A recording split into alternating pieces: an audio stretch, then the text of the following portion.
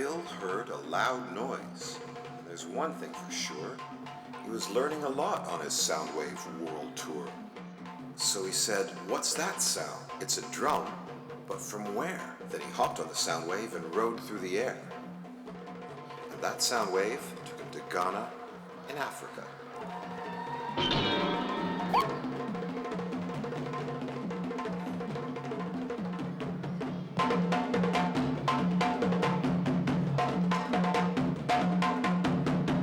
My name is Yawasumedu. I'm from Ghana, a country from Africa. I come from two tribes. My father is from Ashanti and my mom is from the Ghana. I started playing serious drumming when I was 8, 9. Because by then, I was a little bit good enough to play with the adults.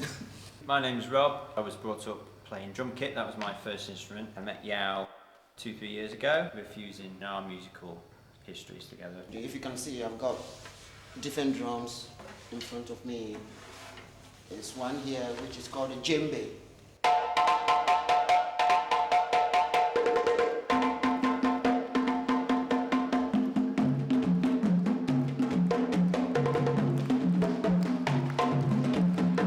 We use the pegs and the ropes to tune them.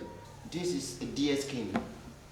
Their skin are really soft, very, very soft, and when you use them, the tone that comes out, the sound comes as a really long note. We use the cow skin to make the bass drum, which is called the junjun. The junjun on the bass drum, sangban, kenkeni. This is a wood called sirigapriga. And sirigapriga is a wood that animal cannot bite it. The under, you can see, the calabash. Now this calabash, they plant it, you've got seeds. Make a hole and then drop all the seeds out, and then you dry the calabash. It takes a long time. When you hit the wood, it vibrates. That is where the sound is coming out from. All the sizes. Hello everybody. Can't hear you. Hello everybody. Perfect.